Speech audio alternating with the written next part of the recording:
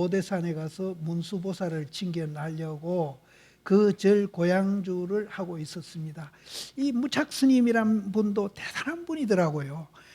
내가 이제 중국의 그 오대산도 가봤고, 그 성도도 마조심이 거기서 출생하셨고, 원호 극건선사도 그쪽 고향 출신이고, 무착스님도 그쪽 고향입니다. 그래서 성도하고 오대산하고 거리가 엄청나게 멉니다. 근데 거기서 그 먼 성도에서 차가 있나 비행기가 있나 그때 걸어서 문수보살 칭견하려고 오대산 갔다는 거, 그건 대단한 고행을 하시더라고요. 그래서 내가 성도 가보고는 무착스님의 그 고행에 대해서 내가 굉장히 높이 평가했습니다. 예전에 무착스님이 오대산에 가서 문수보살을 칭견하려고 그 절 고향주를 하고 있었습니다. 하루는 큰 가마솥에 팥죽을 끓이고 있었는데 그 팥죽 끓는 솥 위에 문수보살이 현신하였습니다. 그 김이 서리는데 김을 서리는 거기에 문수보살이 나타난 거예요. 보통 사람 같으면 큰 종을 치고 향을 피우고 대중을 운집시키려고 야단했을 터인데 무착스님은 팥죽을 저었던 주걱으로 문수보살이 뺨을 이리 치고 저리 치면서 말했습니다. 문수는 내 문수며 무착은 내 무착이로다. 이와 같이 대중 가운데서 성철은 너 성철이고 나는 나다. 긴 소리 짧은 소리 무슨 장꼬대가 그렇게 많으냐 하고 달려드는 진정한 공부인이 있다면 내가 참으로 그 사람을 법상에 모셔놓고 한없이 절을 하겠습니다. 우리가 중도를 이해하시면은 내가 많이 하는 얘기인데, 첫째는 남하고 비교를 안 합니다. 비교를 안 하면은 지혜가 나와요. 지혜가 나와가지고 남보다도 하찮은 일을 한다고 평가를 받더라도 그 사람은 그 일에 대해서 가치와 의미를 발견합니다. 어떤 일을 하든지 남이야 뭐라고 하든지 남하고 비교를 하는. 근데 이제 우리가 이제 살아가는 처지라든지 여러 가지로 이제 남하고 비교하는 데서 이제 남하고 처지가 못하다고 생각되면은 굉장히 이제 열등의식에 빠지고 이제 비관하고 그럽니다. 또 우리가 남보다 처지가 낫다고 생각이 되면 굉장히 또 우월감을 갖죠. 이제 열등의식도 나쁘고 우월감도 굉장히 나쁩니다. 그래서 남하고 비교를 안 하게 되면은 자기의 가치도 알고 자기 하는 일에 대한 가치와 의미를 알고, 그래서 부처님 당시에 똥 퍼는 사람에 대해서 부처님이 가치와 의미를 부여해 주니까 그 사람이 그 똥 퍼는 일이 너무나 좋은 거예요. 그러기 전에는 맨날 열등의식에 빠져가지고 이제 남 눈치나 보고 이러면서 일을 했거든요. 그래서 이제 남하고 비교 안 하고 또 자기 하는 일에서 가치와 의미를 알고, 세 번째는 이제 자주적인 사람입니다. 수처작주. 어디든지 가도 자기가 주인이 돼요. 굉장히 주체적인 사람이 돼요. 주체적인 사람이 되니까 남하고 비교도 안 하고 또 그런 사람이 되는 겁니다. 그래서 여기에서도 무착은 내 무착이고 문수는 네 문수다. 이렇게 하는 것이 이제 주체의식이에요. 그래서 부처님은 굉장히 주체의식이 강한 겁니다. 그렇게 또 교육을 하시고, 이제 이런 것도 이제 우리가 중도를 이해하면은 지절로 그런 삶을 살게 돼요. 그래서 우리가 중도를 이해하면은 좋은 점이 한두 가지가 아니에요. 첫째는 남 비교 안 하고, 두 번째는 이제 자기 하는 일에 대해서 어떤 일이든지 가치와 의미를 알게 되고, 또 자기가 힘이 없어 못하면 빗자루 두고 마당을 칠더라도 그렇게 이제 주체적인 사람이 된다는 거죠. 이게 이제 굉장히 사실 개개인도 굉장히 중요한 일이지만은 국가로 보더라도 굉장히 중요한 일입니다. 그래서 여기에서는 이제 문수는 내 문수고 무착은 내 무착이다 하는 이 말이 이제 주체적인 삶을 살아라 하는 이 얘기입니다. 그와 같이 이 대중 가운데 성철은 너 성철이고 나는 나다, 긴 소리 짧은 소리 무슨 짱꼬대가 그리 많으냐 하고 달려드는 진정한 공분이 있다면은 내가 참으로 그 사람을 법상 위에 모셔놓고 한없이 절을 하겠습니다. 그런 무착 스님의 기계가 참으로 출격장부이며 시퍼렇게 살아있는 사람입니다. 내 밥 내 먹고 사는 사람들인데 어째서 남의 집 밥을 국을 하느냐 말입니다. 부디 내 밥 내 먹고 당당하게 살아야 합니다. 그럼 옆에 사람 돌아보지 말을 하냐 이런 이제 생각도 할 수 있는데 제 생각은 그렇습니다. 그러면 이제 내 밥 먹고 내가 당당히 살아가는데 내가 여유가 좀 생겼다. 그러면은 자기 일 못하는 분이 있잖아요. 이런 분은 또 우리가 도와줘야죠. 도와주고 또 자기 일을 할 수 있는 사람이라도 우리가 이제 그냥 공짜로 주지 말고 뭔가 그 사람이 일을 하고 먹고 살게끔 도와주는 거. 이거는 이제 그 사람을 주체의식을 심어주는 거니까 그거는 좋은 일이죠. 이제 그래서 정치하는 분들은 이 국가 정책을 만들더라도 이런 주체성 있고 자립심이 있는 사람으로 이제 모두 삶을 살도록 그래야 당당해지니까 이제 정책을 만들고 정치를 하셔야 된다. 이런 얘기고 국민들은 그런 분을 또 정치가로 뽑아야 되고 또 국민들도 그렇게 이제 정치하는 분들이 그렇게 안 하더라도 우리 스스로 그렇게 하면은 이제 또 우리가 좋은 사회로 또 가는 겁니다. 예. 그래서 불교에서는 주체 의식을 굉장히 강조를 합니다. 예.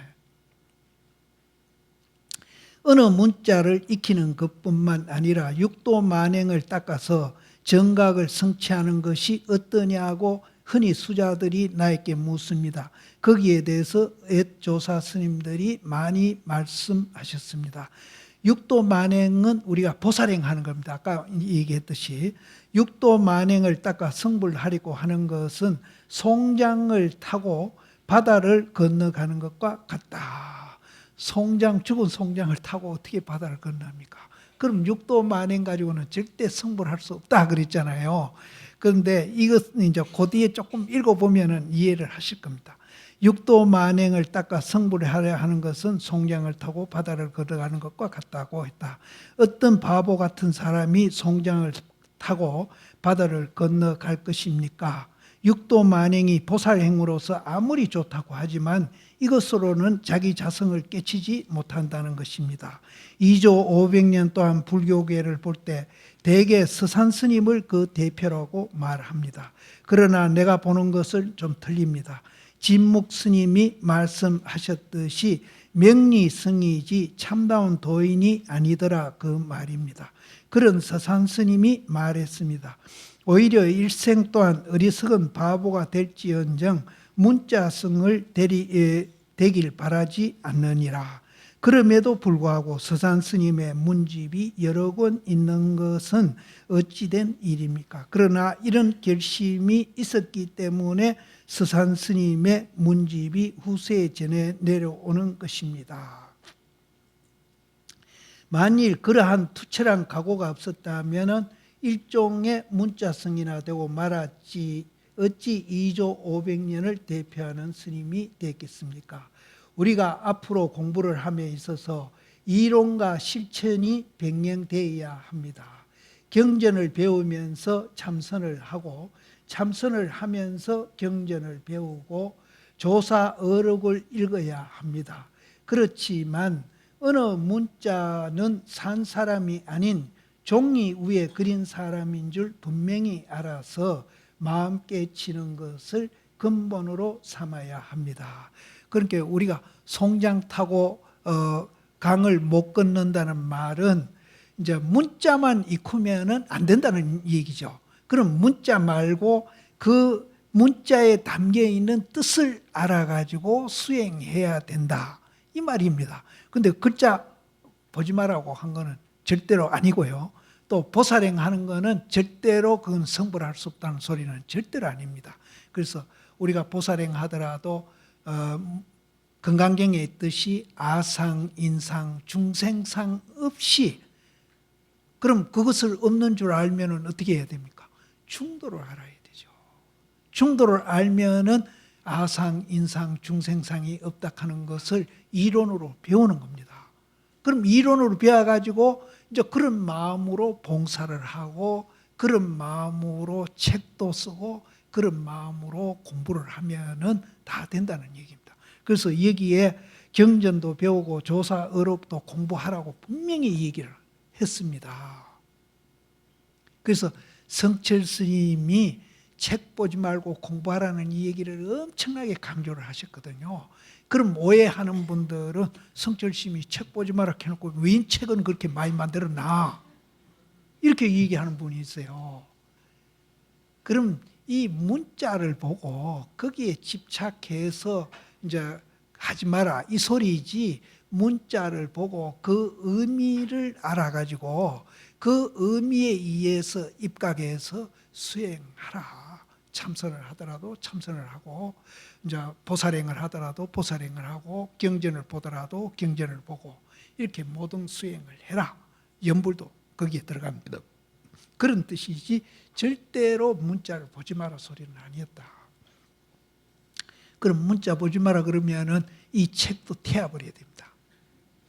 그래서 우리가 67년도에 이 백일법문이 강의가 됐는데, 그 67년도 겨울입니다. 이 백일법문 강의한 게 겨울인데, 그해 여름인강 봄에 설림회 창립법회가 행사서 있었어요. 그때 그 창립법회에 저도 갔었는데 성철스님이 법문을 하셨습니다. 성철스님이 법상에 올라가 법문을 하시는데, 덕산 스님 얘기를, 중국의 유명한 덕산 스님 얘기를 하면서, 덕산 스님이 그 해상에는 일주일마다 그 이제 대청소를 해요. 대청소를 해가지고 요만한 글자라도 나오는 것은 무조건 마당에 다 쌓습니다. 글자는 용납이 안 돼요. 그 도량에는. 그럼 마당에 쌓아놓고 이제 불을 질러버려요. 일주일마다. 그 얘기를 하셨거든요. 그러니까 성철스님 그 책 분량이 몇 차 되지 않습니까? 그때 장경각 만들어 놨죠, 그 위에. 그러니까 향곡심이 밑에 앉았다가 법문하는 중간에 저 위에 백년함 책 다 태워야 되겠네, 이러셨거든요. 그러니까 모든 대중들이 웃었죠. 오늘 웃듯이.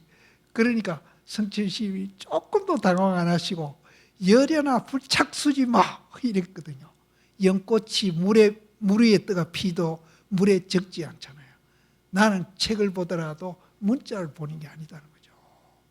나는 아무리 책을 보더라도 책 안 보는 도리로서 책을 보는 것이지, 그 문자에 집착해가지고 뭐 지식이나 암기하고 뭐 이러려고 보는 것은 아니다라는 소리죠. 그래서 두 분이 그런 법문을 하시는데 참 보기가 좋았어요. 그게 이제 67년도 여름인강 봄인강 그럴 겁니다. 근데 이 책은 67년도 겨울에 100일 동안 법문하신 겁니다.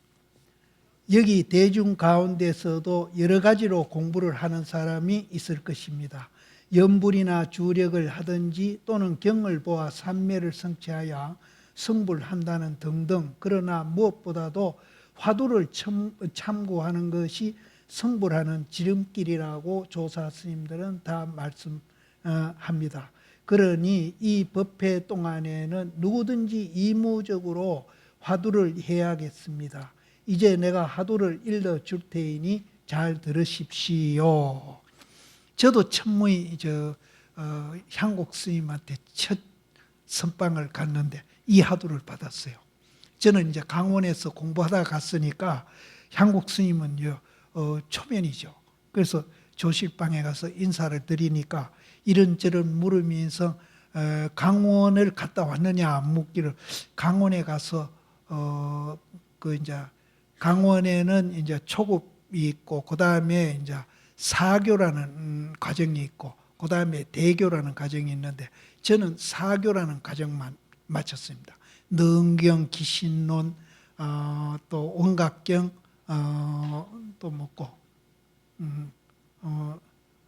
건강경 이렇게 이제 그 과정을 사교라고 그러는데 사교를 마치고 이제 선방에 왔습니다. 그러니까 그래서 이제 이 화두를 준지 모르겠어요. 이제 우리가 지금 듣고 보고 하는 이것을 이제 그렇게 표현을 한 겁니다. 이제 마음도 아니다는 거죠. 그런데 이제 경전에는 일체 유심조라고 했거든요. 모든 것이 마음에서 나왔다. 근데 그렇게 이제 우리는 강원에서 배웠죠. 그런데 이분이 이제 그런 걸 의식하신 것 같아요. 강원 나왔다니까. 그럼 경전에서 말하는 일체 유심조, 모든 것이 마음에서 나왔다. 이제 그렇게 설명을 안 해도 이제 의식하신 거예요. 그러니까 마음이라 해도 안 맞다는 거예요. 아니다는 거예요. 그 다음에 이제 유일물 어차하니 여기에 한 물건이 있으니 이제 이렇게 또 표현을 하거든요. 우리 존재 원리를. 그러니까 물건이라 해도 안 맞다. 아니다는 거죠. 그 다음에 우리가 제일 많이 이 얘기하는 것이 부처라는 얘기를 쓰잖아요. 우리가 다 부처다. 못 깨달아서 그렇지 우리는 다 부처다. 그러니까 마음도 아니고 한 물건도 아니고 부처도 아니다는 거죠. 이 세 가지가 강원에서 가장 이제 우리가 진리라고 배웠던 겁니다. 그러니까 이 세 가지를 한목에 다 부정해 버리는 거예요. 마음도 아니고 부처도 아니고 물건도 아니다. 그럼 무엇이냐? 그럼 마음도 아니고 물건도 아니고 부처도 아니고 이것이 무엇이냐? 그래서 저도 이제 이 화두를 처음 받았던 화두입니다. 그래서 여기도 백일법문을 결제 중에 하셨으니까 스님께서 이제 이걸 화두를 내린 거예요. 마음도 아니고 물건도 아니고 부처도 아니다.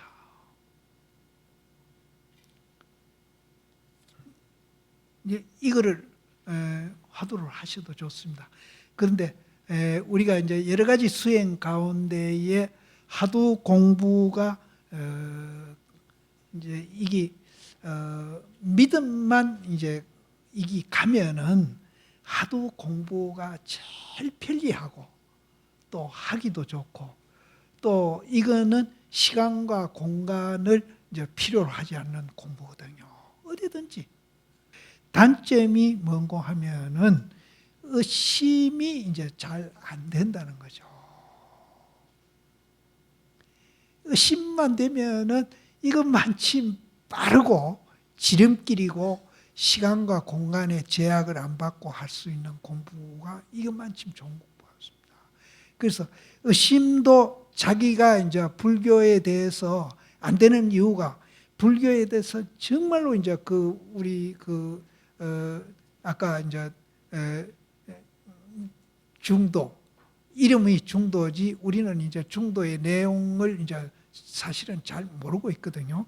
그래서 그 중도를 우리가 이제 체험하는데 가장 이 화두가 사실은 좋은 방법입니다. 그래서 참선을 이제 나도 권하고 싶어요. 권하고 싶은데 이게 안 되는 분은 아까 제가 얘기한 대로 염불도 가능하고 봉사도 가능하고 또 이 경전을 보면서 이해를 이제 자꾸 깊이 해 가는 거 이것도 이제 공부는 됩니다. 여러 가지가 있는데 여러 가지 한목에 다 하려면은 이것도 저것도 안 되니까 한 가지를 선택해서 하는 것이 좋은데 제 개인적으로는 이제 참선을 권하고 싶습니다. 그래서 여기 성철 스님도 이 강의 도중에 이제 이 화두를 이제 권하신 겁니다. 그렇게 하시고 아까도 이제 내가 의심이 문제라 했는데 의심만 되면은 화두라는 객관 대상하고 의심하는 내하고 하나가 돼요. 나중에 하나가 되면은 이제 거의 가깝게 그 체험하는 그것이 가깝게 오는 겁니다. 그때 이제 이 화두하는데 가장 이제 어려운 것이 의심이 잘 안 되는 거. 그 의심이 잘 안 되는 이유도 있습니다. 이 공부에 대한 믿음이 부족해가지고 안 되는 수도 있어요. 그래서 내가 이제 여기서 중도라는 공부를 해가지고 이 우리 존재가 중도로 됐다는 그런 믿음만 이제 조금 키워가시면은 이 화두하는데도 굉장히 도움이 되실 거라고 생각을 합니다. 이 화두 공부가 사실은 참 좋습니다. 시간과 공간에 절대 제약을 안 받으니까. 그리고 우리가 이제 마음을 굉장히 안정시키는 데도 도움이 되고요. 그래서 뭐 꼭 굳이 이 화두 아니더라도 다른 화두들이 뭐 지금 1700개가 있거든요. 그래서 화두가 참 많아요. 1700개가 있는데 이제 그 중에 이게 하나입니다. 그래서 이 화두를 공부하는 동안에 이제 한번 의심을 해 보시는 것도 이제 연습 삼아 해 보시는 것도 이제 도움이 될 겁니다. 그래서 마음도 아니고 물건도 아니고 또 부채락하는 것도 그것도 이름일 뿐이지 그것도 아니다는 거죠. 그러면은 무엇인가? 마음도 아니고 물건도 아니고 부처도 아닌 이것이 무엇인가? 이렇게 이제 해보시라고 권하고 싶습니다. 내가 일러준 이 화두의 뜻을 바로 알면 부처가 되고 조사가 되고 자성을 바로 볼 수 있는 것입니다. 여기서 말하는 자성이 이제 굉장히 의미가 있는 거죠. 흔히 이 화두의 뜻을 잘못 알고 마음이라 하면 어떻고 물건이라 하면 어떻고 부처라 하면 어떠냐 하는데 그런 것이 아닙니다. 우리가 무엇을 하든지 어느 때 어느 곳에든지 늘 마음속에 이것이 무엇인고 하고 의심을 지어가야 하는 것입니다. 다만 지금까지 자기가 참고하는 화두가 있는 사람은 그 화두를 놓치지 말고 더욱 간절한 의심을 지어가야 할 것입니다. 앞에서 무착스님이 문수보살을 칭견한 이 얘기를 했는데 문수보살이 무착스님에게 설한 법문입니다.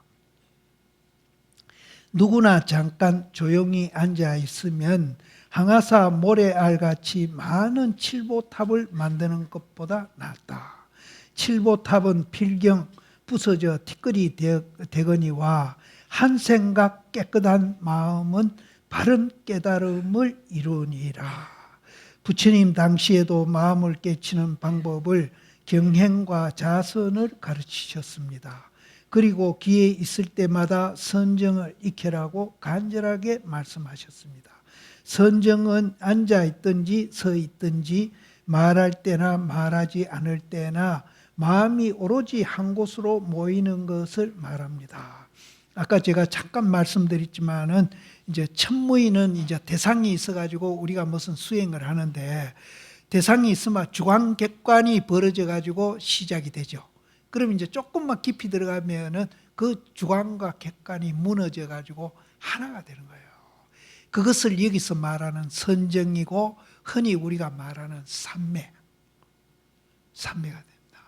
그런데 그 선정이 우리를 이제 내라는 그 집착을 굉장히 이제 완화시켜줘. 내라는 집착. 그러니까 우리가 이제 탐진치가 일어나는 거는요, 내라는 집착이 강하면 강할수록 더 강한 사람일수록 탐진치가 강합니다. 그래서 우리가 선정에 들어가서 주관객관이 없는 그런 상태에 들어가서 그런 것을 이제 자꾸 경험을 쌓아가면은 자기도 모르게 이제 탐진치도 굉장히 이제 완화돼 가면서 마음이 이제 탐진치가 없어지면 없어지는 것만치 내 마음이 편안해지고 남한테 비교 안 하고 또 자기 하는 일에 대해서 남이야 뭐라하든지 하잘것없는 일을 하더라도 자기는 그 일에 대해서 가치와 의미를 알면서 굉장히 또 자주적인 사람이에요. 자주적. 그럼 자주적인 사람이 되면은 인정머리도 없고 막 지원차 많은 거 아닌가? 절대로 그런 사람. 너무나 자비스럽고 인정이 있고 이러면서 자기가 이제 자주적인 사람.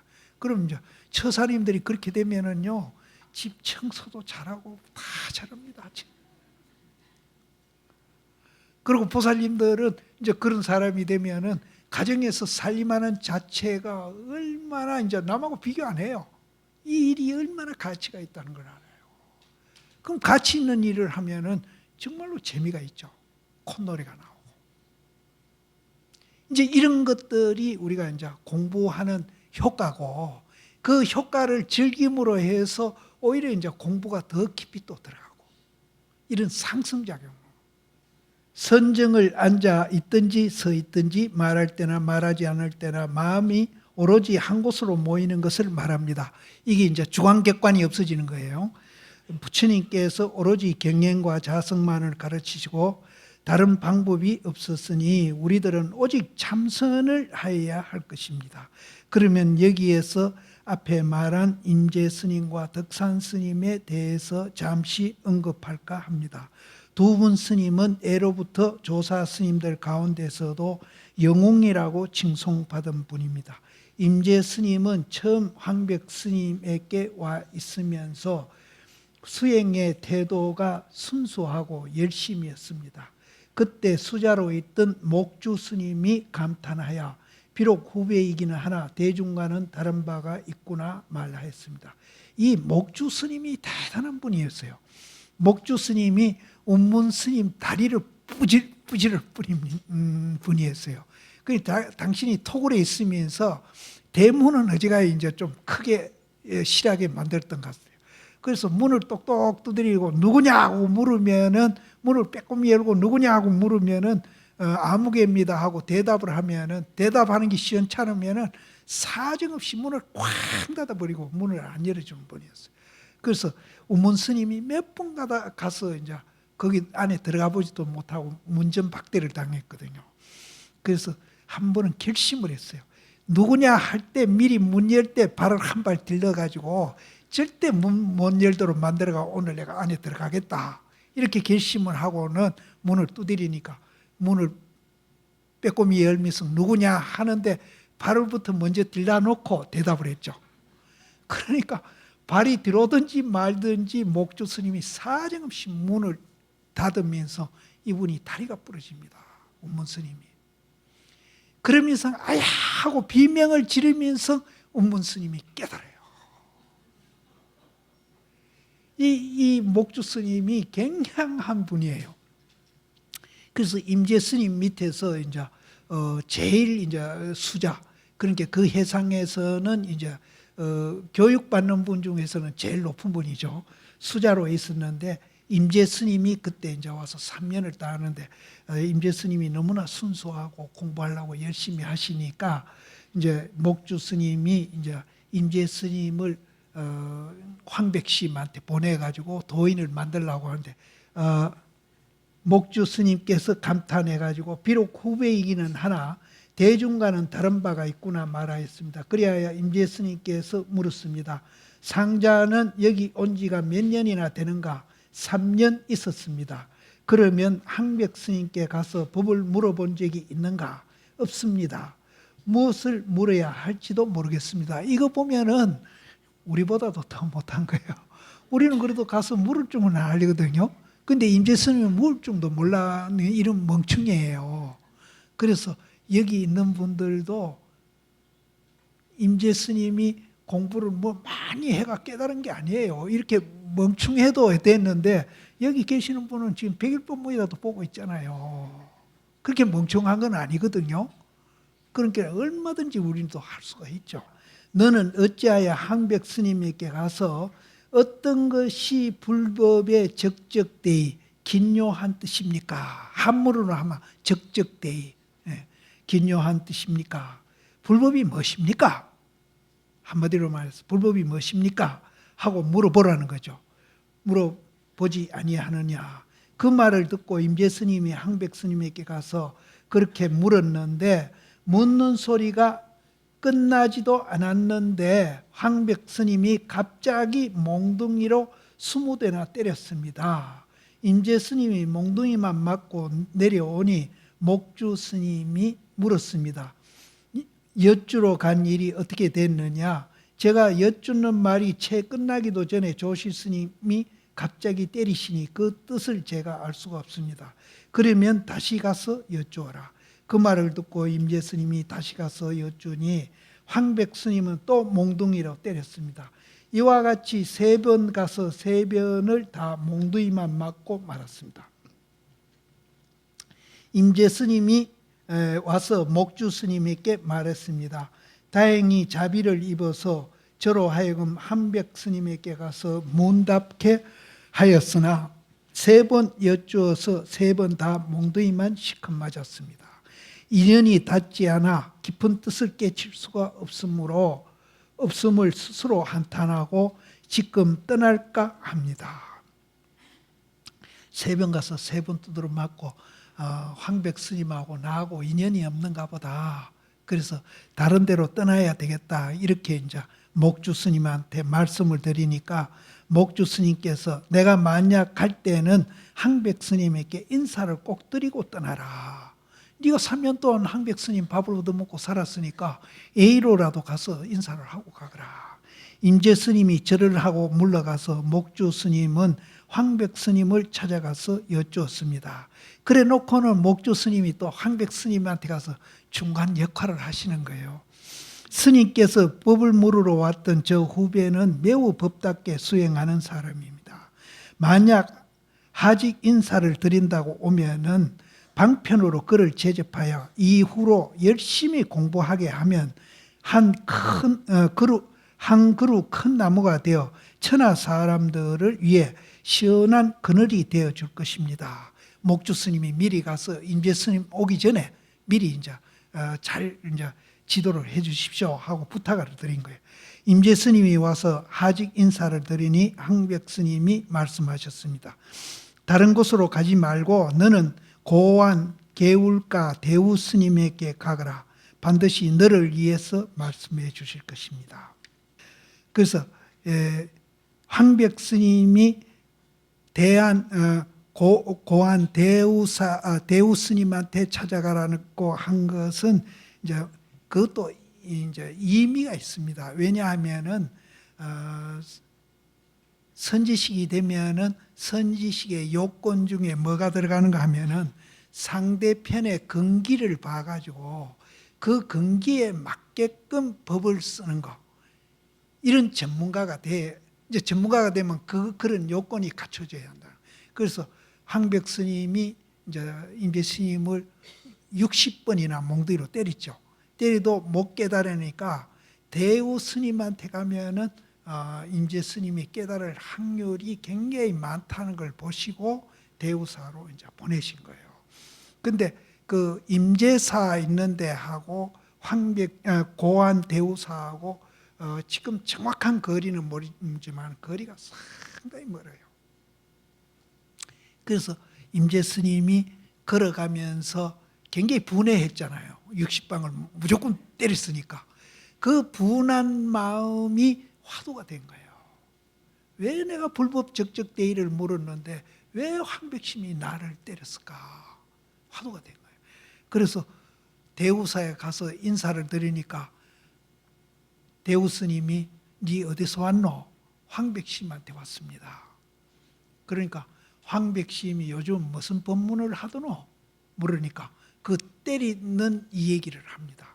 내가 불법 적적대의를 물었는데 무조건 몽디로 나를 두드려 패는데 내가 뭘 잘못했는지 무슨 허물이 있어서 나는 불교를 모를 건 뿐인데 왜 나를 그렇게 두드려 패는지 이유를 모르겠다고, 내가 무슨 허물이 있어서 나를 때린지 모르겠다고.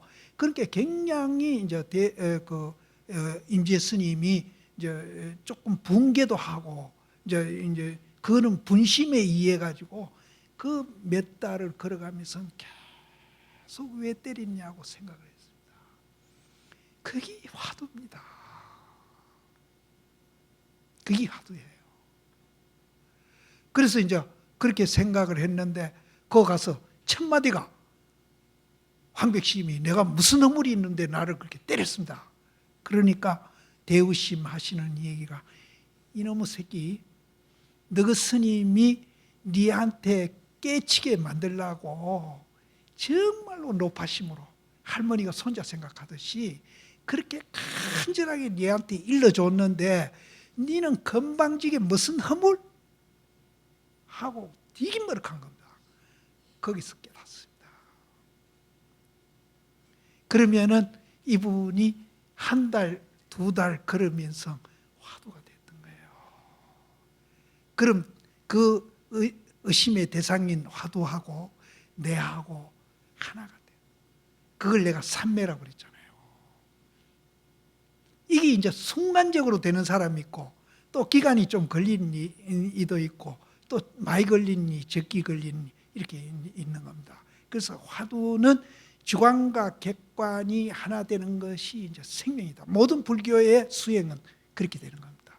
그래서 무슨 허물이 있어서 날 때린지 모르겠습니다 하니까 이놈의 새끼, 너그 스님이 네한테 가르쳐 주려고 그렇게 높아심으로 할머니가 손자 생각하듯이 그렇게 했는데도 너는 그 은혜도 모르고 무슨 허물을 찾느냐 이렇게 이제 막 욕을 하는데 거기서 깨닫거든요. 그러니까 이분이 황백심이 깨닫고 제일 먼저 하는 소리가 뭐라 하니까 그 때린 스님 황백심, 황백심 불교 그거 별거 아니네 이래버린 거예요.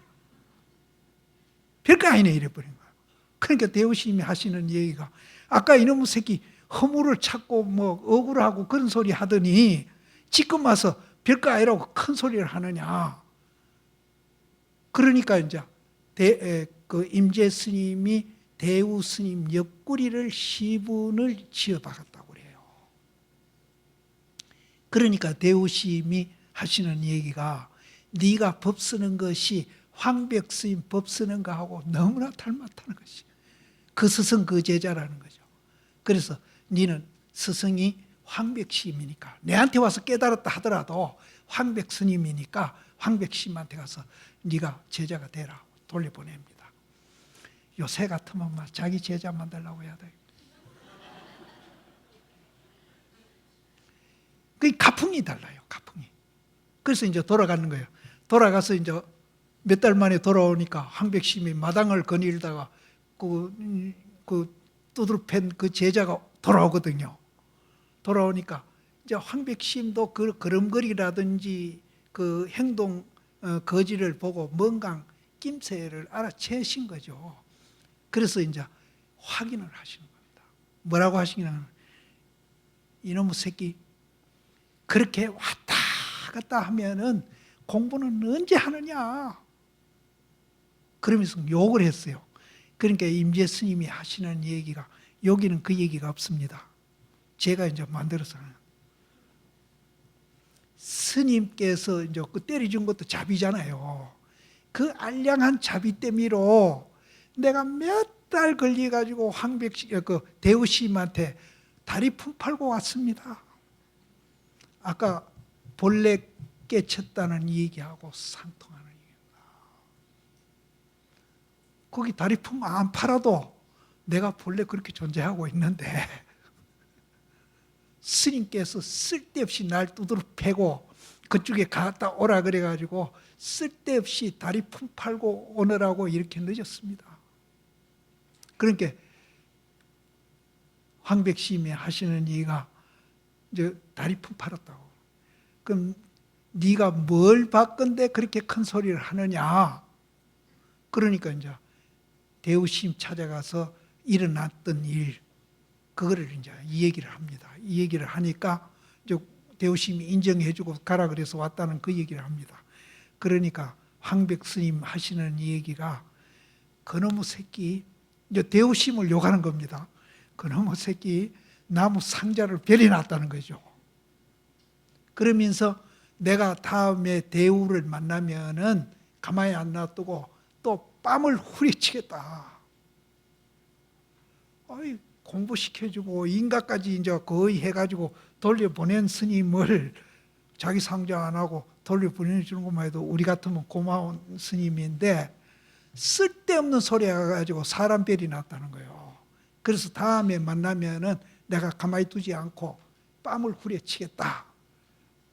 그렇게 하니까 임재 스님이 받아서 뭔 소리를 하는 거예요. 그때까지 기다릴 건 뭐 있습니까?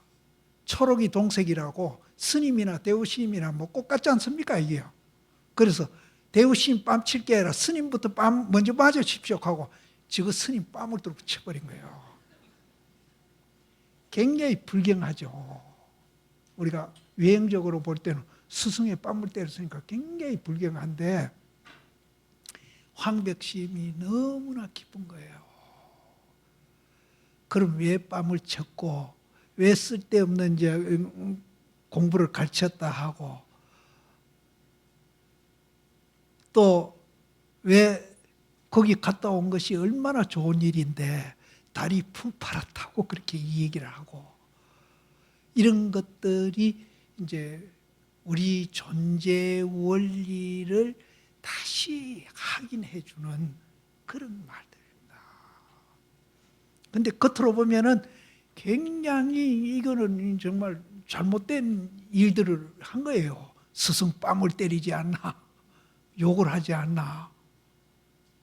근데 그분들은 정말로 이제 그 내용으로 볼 때 너무나 이제 이분들은 이제 기쁜 마음에서 스승상자 간에 이제 그 법을 갖고 이제 스승상자라는 걸 떠나가지고 한바탕 이제 그 법을 보인 거예요. 그래서 다리풀을 전체는 못할 것 같고 일부 이제 중도에 들어갈 것 같은데 실제는 먼저도 말씀드렸지만은 여기 앞에서 서두에 대한 불교는 깨달음의 종교다. 이제 이렇게 이제 성철 스님이 정의를 하셨는데 그 깨달음은 이제 뭘 깨달았느냐 하면은 방금 입증했던 그 내용을 깨달았고 그 내용을 이제 우리가 또 알면은 지절로 중도를 알게 됩니다. 그래서 부처님은 사실은 중도를 깨달은 거예요. 중도를 깨닫고 그 깨달음을 바탕으로 해서 생활을 해보니까 너무나 행복하신 거예요. 굉장히 행복한 거예요. 그래서 그것을 자기가 이제 생활화하면서 너무나 행복하시니까 이거를 다른 사람한테 알려줘서 다른 사람도 행복하게 만들고 또 당신이 살았던 국가라든지 그 이웃 국가라든지 이런 분들한테도 이거를 알려가지고 모든 사람들이 행복하게 살도록 만들어야 되겠다. 또 이제 뭐 특정인만 그러는 게 아니고 모든 사람한테 고루고루 그렇게 이제 잘 살게 만들어야 되겠다. 그래서 요즘 말로 하면 그거는 이제 사회화라고 볼 수가 있죠. 그래서 부처님이 이제 깨달음을 얻어가지고 생활화 하셔가지고 당신도 행복하게 살았고 또 다른 사람을 위해서 이제 사회화를 평생 하신 분인데 실제 부처님 입장에서는 그 사회화하는 것이 생활화고 생활화하는 것이 사회화고 이게 둘이 아니었었어요. 그래서 우리도 이제 이 중도를 깨달아 가지고 개인적으로도 우리가 이제 행복하게 살고 이거를 이제 다른 사람한테 알려서 이제 사회화죠. 그래서 우리 대한민국이 정말로 이제 행복한 나라가 되게 만들고 또 더 나아가서 세계 사람들한테도 이제 그렇게 하자 하는데 이제 사실은 목적이 있습니다. 그런데 이 중도를 깨달으면은 그런 마음이 지절로 난다는 거예요. 지절로 생기는 거예요.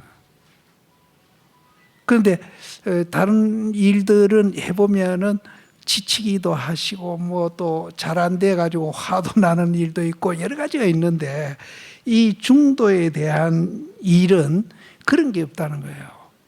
하면 할수록 행복감도 느끼고 즐겁고 재미가 있고 그렇다는 겁니다. 그래서 이 중도가 불교의 핵심이고 또 우리 인간이 잘 살아가는 이제 방법 중에 가장 이제 좋은 방법이라고 이제 볼 수 있습니다. 그런데 우리 종단도 그렇고 또 뭐 다른 종교도 그렇고 우리 사회도 그렇고 정말로 걱정되는 일들이 참 많잖아요. 한두 가지가 아니거든요. 종단도 마찬가지입니다. 우리 종단도. 그래서 이 중도를 이제 알리는 일, 또 중도를 배우는 일, 이걸 저는 이제 의식 개혁이라고 그럽니다. 그래서 이거를 정말로 부지런히 이제 우리가 해야 개개인의 이제 사람들도 모두 다 행복해지고, 또 우리 종단이 자체만 우리가 잘하는 게 아니고 그런 영향을 미쳐가지고 이제 사회 여러 이제 계층에서 정말로 이제 그 중도를 모르고 니다 내다 있다 없다 좋다 나쁘다 이렇게 갈라놓고 갈등하는 그런 것을 없애는 일을 이제 우리가 해야 진정한 이제 그런 행복의 길로 나아갈 수 있다라고 생각하는데, 과연 그런 일을 우리가 부지런히 하고 있느냐? 선뜻 제가 하고 있다고 큰 소리를 못 드리는 것이 이제 솔직한 제 개인의 이제 답입니다. 답인데 사실은 굉장히 안타까워요.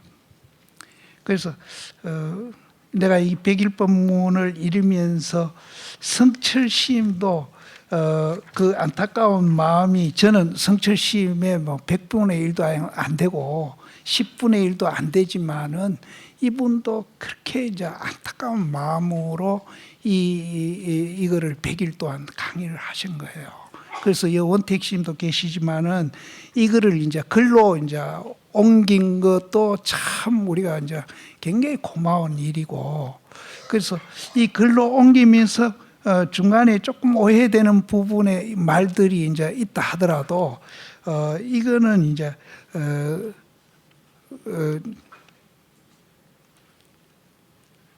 옮기는 과정에 이 굉장히 많은 분량을 압축해서 옮겼기 때문에 이제 그런 것도 나올 수 있었지 않나 하는 생각도 합니다. 그래서 어쨌든 이제 제 개인적으로 부탁드리고 싶은 거는 누구든지 다 행복하려고 그래요. 행복 싫어하는 사람 아무도 없지 않습니까? 그래서 이 중도를 이제 배우러 오신 이 기회를 잘 살려서 가지고 중도를 이해를 이제 확실히 하시면은 여기 성철스님이 강의한 이 말이 거짓말이 아니구나. 저는 이제 그거를 100% 증거는 못했어도 그것을 저는 이제 체험은 조금 한 사람이니까 그렇게 생각을 하실 수 있습니다. 그래서 자기 개인을 위해서도 그러고 가족을 위해서도 그러고 우리 사회를 위해서도 중도를 이해하는 분이 많이 나와 주셨으면 좋겠다.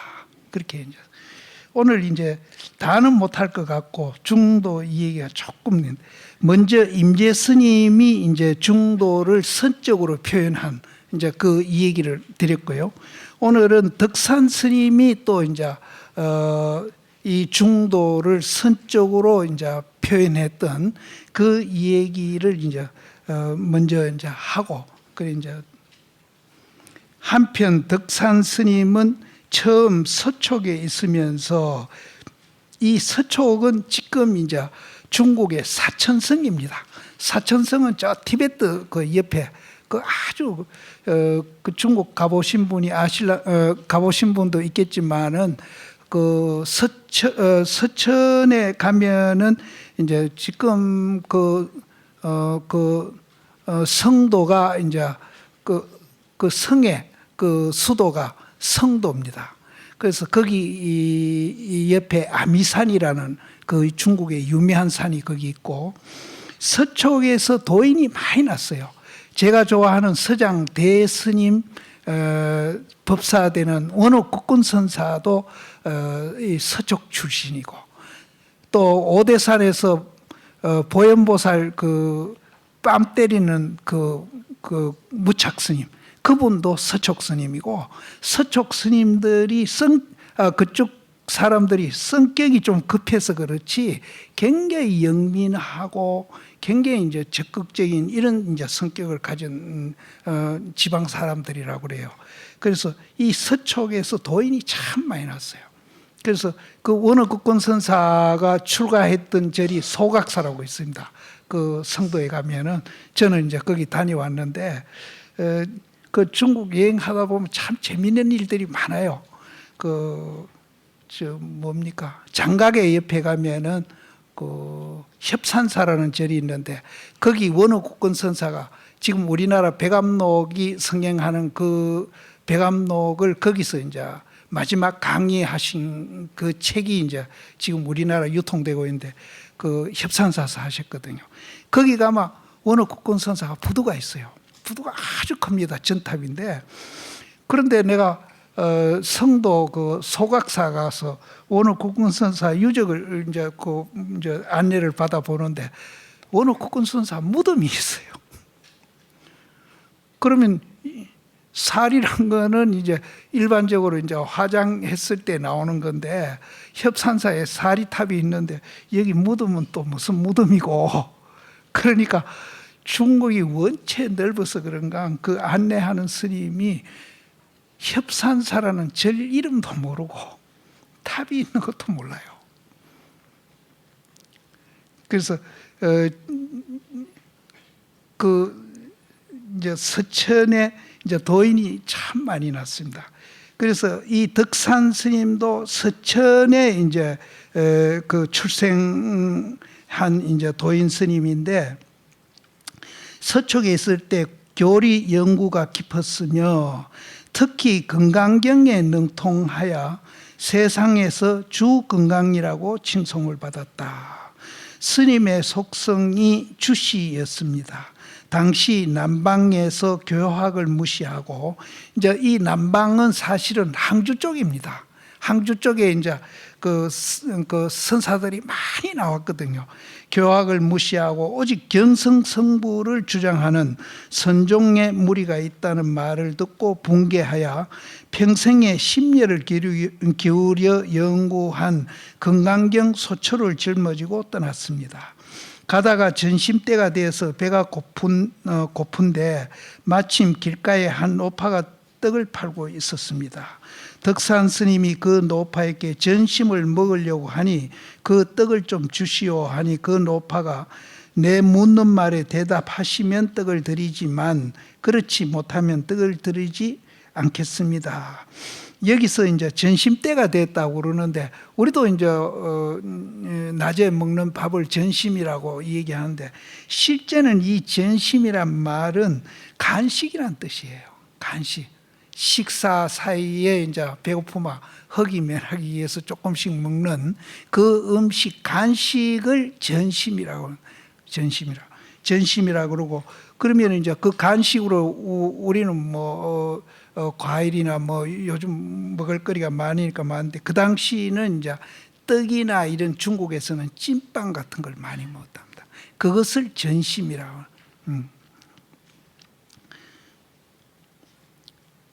내 묻는 말을 대답하시면 떡을 드리지만 그렇지 못하면 떡을 드리지 않겠습니다라고 하니 덕산 스님이 그러자고 하였습니다. 노빠가 물었습니다.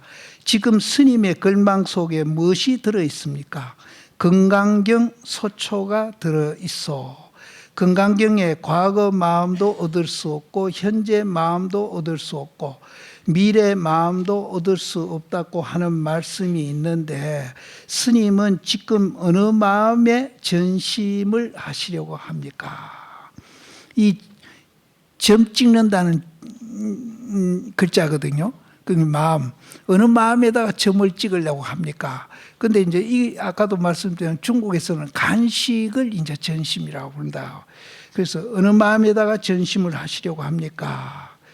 전심 먹겠다고 하는 말을 빌어 이렇게 교모하게 질문했습니다. 이 도련한 질문에 덕산 스님은 아무 말도 할 수 없었습니다.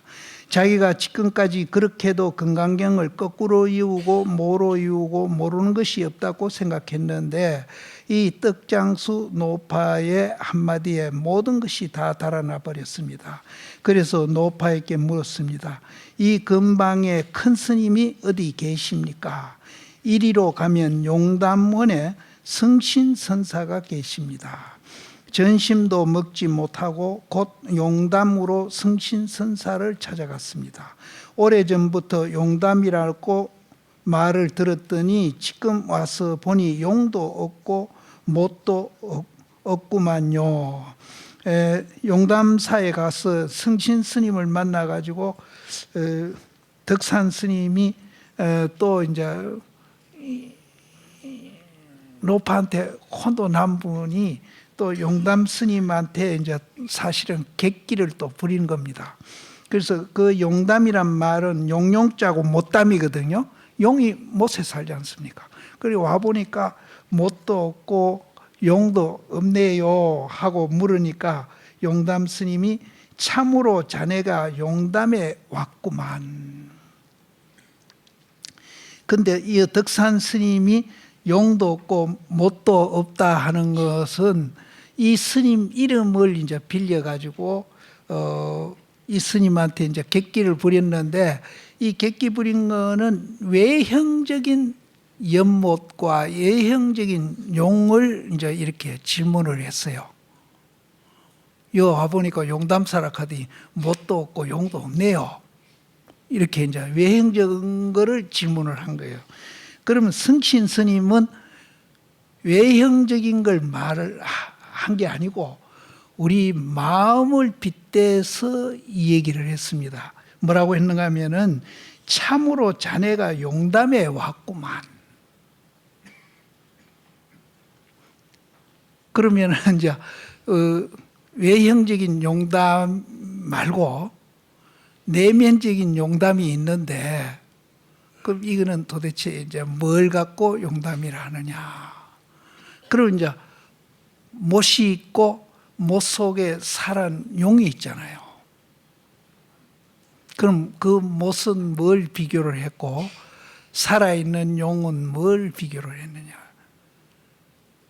그러니까 우리가 중도를 선적으로 이제 이해한 분은 이제 이렇게 이제 외형적인 용담을 이제 물어도 내면의 목과 용을 그냥 주저없이 척척 이렇게 대답을 하시는 거거든요. 제가 논리적으로 이해되도록 설명을 딱 드렸으면 좋겠는데 그럼 바깥에 못 말고 또 바깥에 용 말고 그럼 내 안에 있는 그런 못하고 용은 그럼 뭘 말? 용은 뭡니까? 살아 움직이는 거잖아요. 못은 뭡니까? 이 정도 힌트만 주면 그래도 조금은 이해를 하실 건데요. 자네가 용담에 왔구만.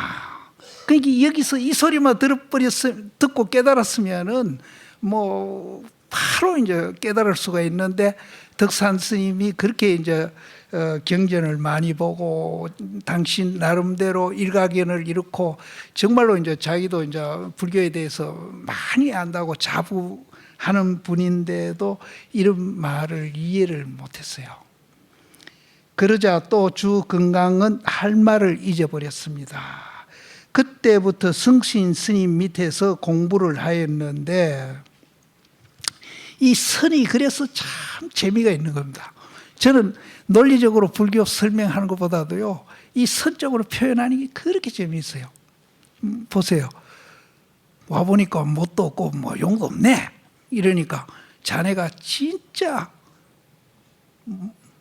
연못과 용이 사는 곳에 와 있다는 거죠. 와 있는 게 아니라 그렇게 살고 있다는 거죠.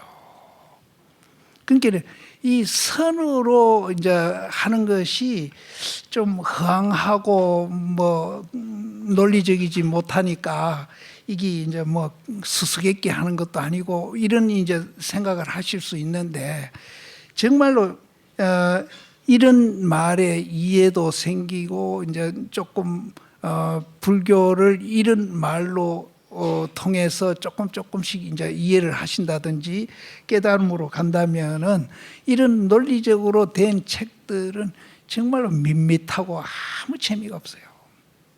정말로 맛이 나는 겁니다. 진짜 맛이 나는 거예요. 또 이런 것들이 내 생활을 변화시키고 내 생각도 변화시키고 그 변화된 생각과 생활이 또 너무나 재미가 있고 행복감도 느끼고 그런 겁니다.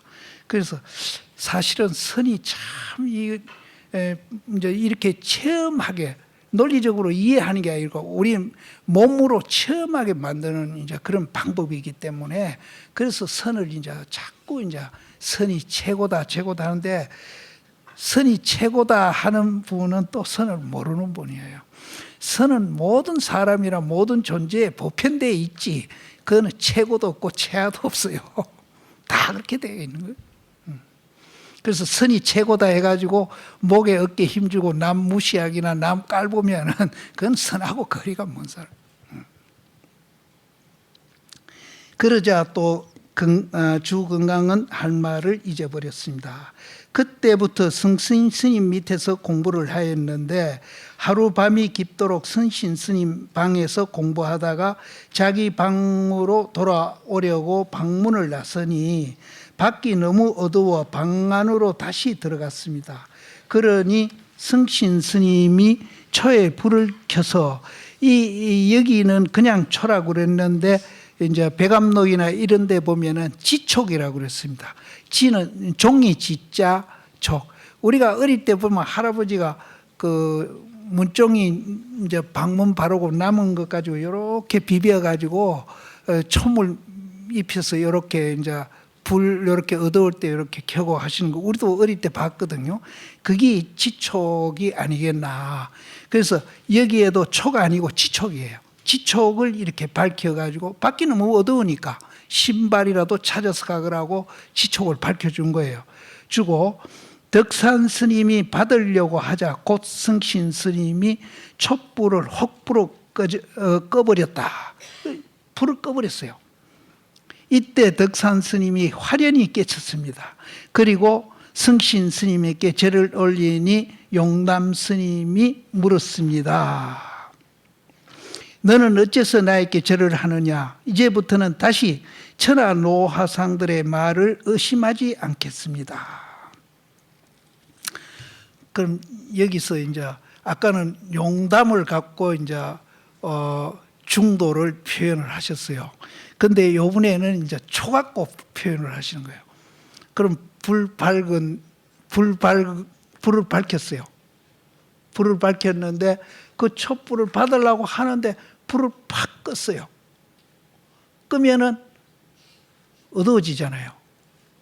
캄캄하게 어두워지죠.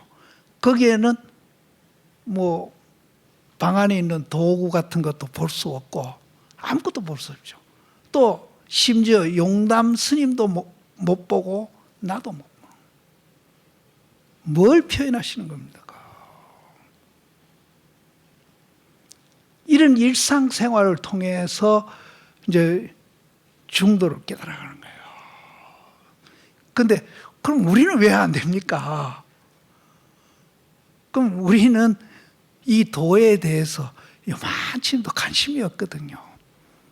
그러니까 우리 일상생활에 주변에 그런 일들이 굉장히 일어나고 있는데도 그냥 지나치는 거예요. 그냥 지나요. 그것을 관심을 갖고 우리가 화두를 들고 공부를 한다기나 또 중도를 이해를 해가지고 중도적인 삶을 살려고 일상생활에 노력한다기나, 이런 분은 이런 경우를 만나면은 이 경우 말고도 뭐 굉장히 많습니다. 이런 경우를 만나면 맞아, 이것이야 바로 이렇게 깨닫는 거예요. 이런 경험 우리 다 있잖아요. 방에 불이 켜 있는데 갑자기 전기가 탁 나가버리잖아요. 그 경우하고 똑같은 겁니다. 그럼 거기는 니다 내다 가구다 뭐 아무것도 모르죠. 그래서 내가 자꾸 선에 대한 선전을 하는데 정말 이 선이 참 재미가 있습니다. 그래서 우리가 이런 일상생활을 통해서 깨닫는 거, 이것이 이제 진짜 내끼 되는 거예요. 논리적으로 이제 내가 이해하고 실천하는 것은 이제 내끼 돼 가는 이제 연습을 하는 거죠. 내끼 돼 가게끔 그거를 이제 노력하면서 연습을 하고 있는 건데, 이런 일을 통해서 딱 이렇게 깨닫는 거, 이거는 이제 정말로 이제 이게 내끼 되는 겁니다. 너는 어째서 나에게 절을 하느냐? 이제부터는 다시 천하 노화상들의 말을 의심하지 않겠습니다. 이 덕산 스님이 경전이나 이런 거 안 보고 남방에서는 무식한 선사들이 이제 도인이 됐다고 이제 큰 소리들 하니까 내가 혼내주겠다 하고서 내려온 거거든요. 그래서 이제 여기서 이제 자기가 깨닫고 나서 이제부터는 다시 천하 노화상들의 말을 의심하지 않겠습니다. 그 다음날 덕산 스님이 금강경 소초를 법당 앞에서 불살라 버리고 말했습니다. 사실은 불살라 버리를 안 해도 되거든요. 있는 그대로 중도지, 또 무화공이라 한다고 뭐 불살라가 없애고 이런 건 없애가지고 공이 아니거든요. 있는 그대로 중도고 공이라는 거죠. 근데 세상 사람은 이제 없애라 그러면 막 불태워 없애든지 막 그래 하거든요. 그 다음날 덕산 스님이 금강경 소초를 법당 앞에서 불살라 버리고 말했습니다. 모든 현변을 다 하여도 마치 트럭 하나를 허공에 드는 것과 같고, 세상의 추기를 다 한다 하여도 한 방울의 물을 큰 바다에 던지는 것과 같다. 이 추기는 이제 가톨릭 신부님 중에 이제 그 추기경이라는 말이 있지 않습니까? 근데 이 추기경은 이제 그 문지방 이렇게 할 때 이렇게 문이 이렇게 돌 때 그걸 지돌이라고 그러죠. 그러니까 요거 없으면 문이 안 열려요. 그러니까 이 추기경이 없으면 가톨릭이 성립 안 한다는 뜻이라. 그만큼 중요한 분이란데. 그래서 추기는 이제 그 가톨릭에서만 쓰는 게 아니고 일반 이제 그 중국에서 조정에 이제 큰 배설을 한다기나 중요한 자리에서 역할하는 분을 추기경이라는 말도 썼답니다. 세상에 추기를 다 한다 하여도 이 한 방울의 물을 큰 바다에 던지는 것과 같다.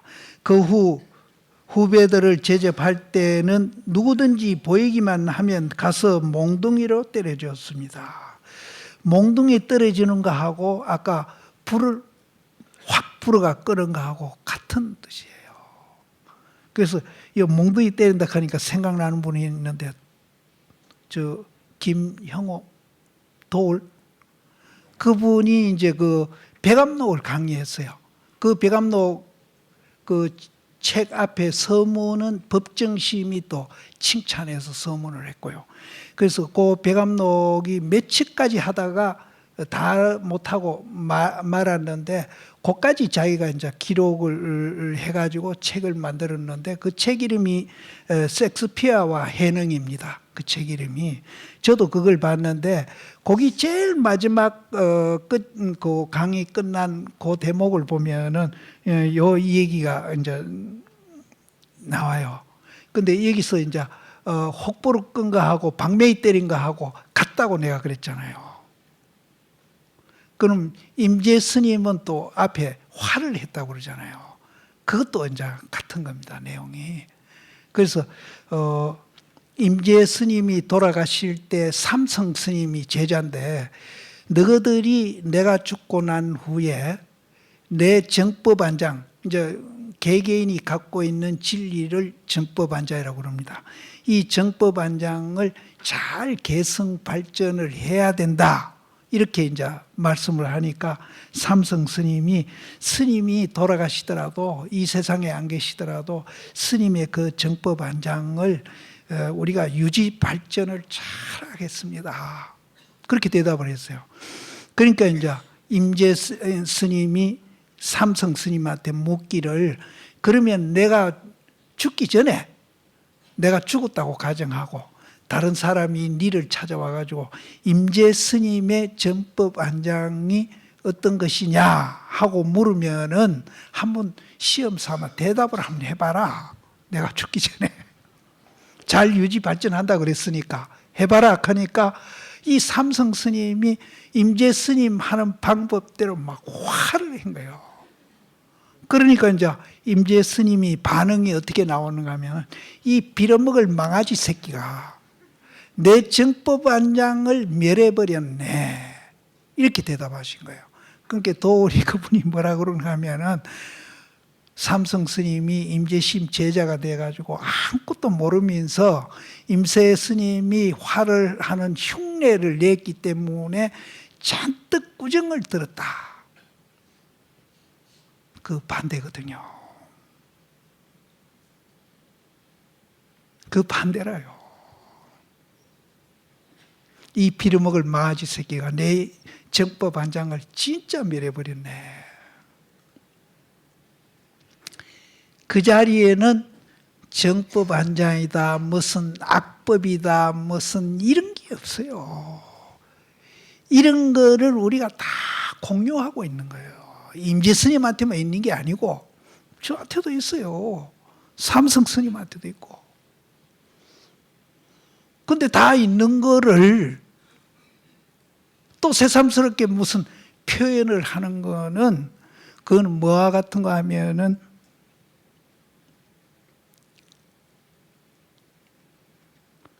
거기 부처님은 49년 동안 자기가 법문해놓고 돌아가실 때에 나는 한마디도 안 했다라고 표현하는 거예요. 그래서 우리한테 다 있는데 네가 굳이 또 다시 되풀이해서 화할 것이 뭐 있느냐. 그러면 그 말이 이제 꾸짖는 말이지만은 그걸 역으로 뒤집어버리면은 니한테도 그걸 있는 것을 알고 있구나라는 말하고 같은 소리예요. 그래서 이제 부처님도 49년 설법을 하시고 한마디도 나는 안 했다, 이렇게 표현을 하시고, 또 내가 49년 동안 설법한 것은 전부 다 진리를, 아까 주기 현변을 하시놓고는 마구니 설을 했다, 이렇게 표현하는 겁니다. 그래서 이 삼성 스님도 이제 화를 알고 했죠. 알고 했는데 아무리 알고 하고 깨달았다 하더라도 부처님이 49년 동안 설법한 것이 마구니 설이고 거짓말이듯이 본래 우리가 갖춰져 있는 그 입장에서 보면은 그건 다 헛짓이라는 거죠. 그래서 이제 임재 스님이 이 빌어먹을 망아지 새끼가 내 정법 안장을 멸했네 하는 칭찬하는 소리예요. 꾸짖는 소리가 아니에요. 그래서 삼성 스님이 임재 스님 후계자가 돼가지고 정말로 활발히 그 활동했던 분이거든요. 그런데 그거를 꾸짖는 말이다.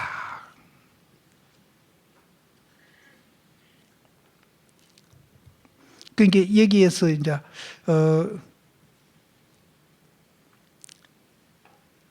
앞에 임재 스님도 나오고, 덕산심이 이제 활하는 거나 임재심이 활하는 거나, 이제 덕산심이 방 때리는 거죠. 때리는 거나 임재심이 활하는 거나 똑같습니다. 똑같은데 그것은 이제 아까도 말씀드렸지만은 우리가 모든 사람, 모든 존재, 건강경에는 9가지로 얘기합니다. 본래 그렇게 존재하고 있는 겁니다. 근데 우리가 본래 그렇게 존재하고 있는데 지금 우리는 그것을 모르고 있는 거예요. 그래서 지금 이제 이런 글이나 책을 통해서 무엇을 만드는 게 아니고 있는 것을 발견하시라는 겁니다. 그래서 화를 하기나 방을 하기나 이거는 손가락이에요. 그럼 손가락 따라 보십시오. 저 위에 뭐 풀이 있잖아요. 그래서 부처님은 이제 이 불을 이제 달로 이제 얘기했죠.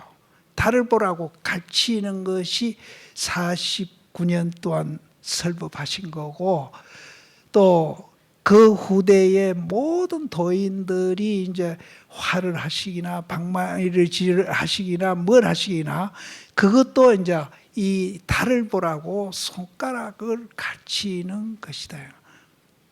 그걸 진리로 보면 이것을 이제 불교에서는 방편이라는 말을 씁니다. 그래서 오늘 우리도 이제 중도 이 얘기하는 거는 이 손가락을 통해서 자기 부처를 이제 보라는 거죠. 뭐 자기 부처라 해도 좋고 자기한테 있는 중도를 보라는 겁니다. 그래서 덕산 스님이 법 쓰는 것을 비유하여 비오듯이 몽둥이로 때린다고 평하였습니다. 그리고 일주일에 한 번씩 대중방을 뒤져 책이란 책을 모조리 찾아내어 불살라버리고 하였습니다. 이와 같이 우리도 참선에 신심을 내어 자성을 바로 깨치도록 노력합시다. 그럼 이분이 심심해서 책을 뒤져가지고 불살낸 게 아니거든요. 이 손가락을 없애고 바로 달을 보라는 거죠. 이제 오늘부터 이제 중도 사상이 나옵니다.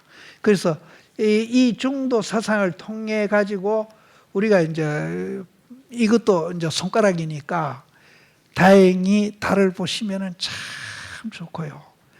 혹시 달을 못 보는 분이라도 이해라도 하셔야 이제 여기 와서 몇 시간 앉아서 이제 이 얘기 들은 그런 이제 값을 하시는 겁니다. 깨달으시면 참 좋고 이 손가락을 통해서 못 깨달으시더라도 이해라도 이제 하시면은 깨달음 데 가는데 굉장히 이제 가까이 가고 또 가는데 이제 그것이 하나의 길잡이가 될 수 있다. 이렇게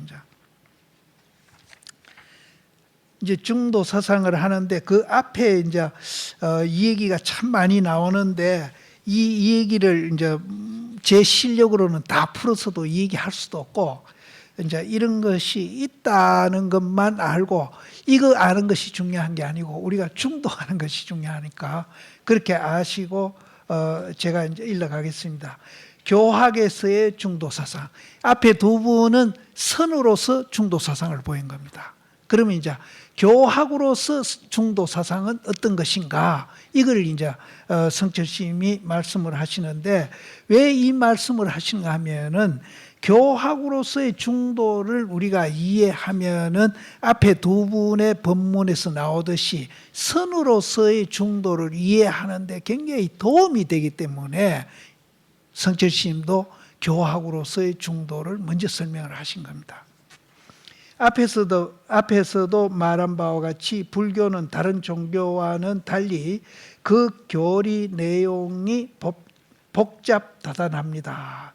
다른 종교의 소위 경전은 간단하지만 불교의 소위 경전은 팔만대장경이라 하는 방대한 전적이 있습니다. 그 속에서도 어떤 때는 이런 방편을 어떤 때는 저런 방편을 말씀하셔서 얼핏 보면 서로 모순도 있는 것 같고 갈피를 잡기 어렵습니다. 여기 이제 이런 방편 저런 방편 이제 쓰다 보면은 모순되는 것도 같고 그걸 갈피를 못 잡는다 그러는데 요거 두 개도 정리를 하면은 이런 방편을 쓰십니다. 이런 방편. 이게 이제 인도의 용수보살이 태어난 이후에 무착세친이란 분이 이런 방편을 썼어요. 이걸 보면서 손 전체를 봐라. 이걸 보면서 손등도 봐라는 거죠. 이거를 유식이라고 합니다. 유식. 요 뒤에 나옵니다. 유식이라고. 이런 방편. 그런데 이분보다 한 1세기 앞에 살았던 용수는 기원전으로 이제 그 살았던 분입니다.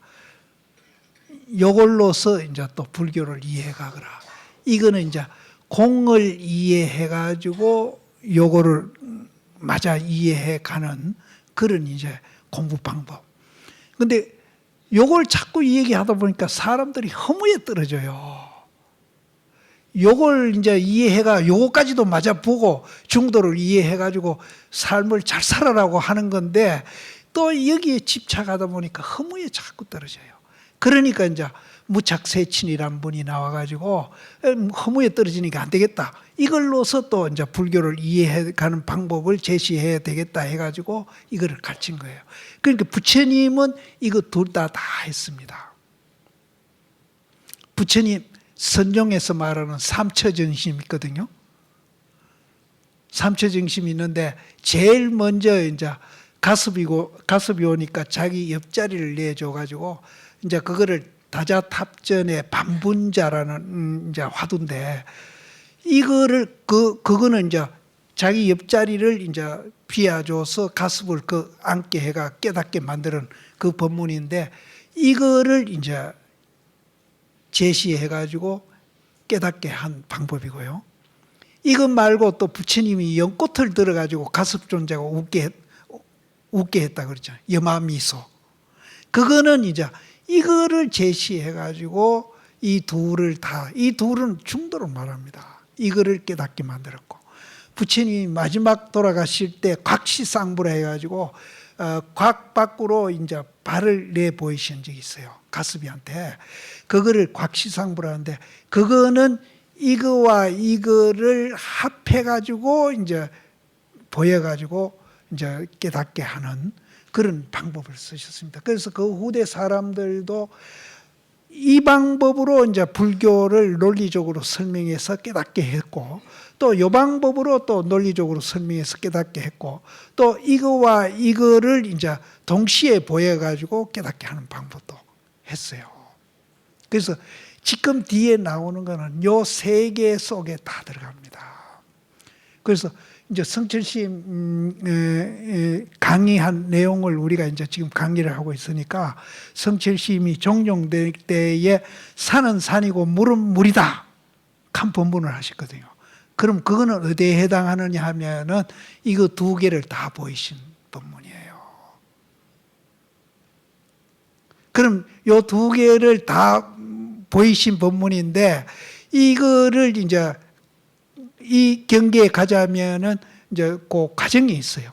과정이 뭔가 하면은 산이 물이고 물이 산이라는 과정이 있어요.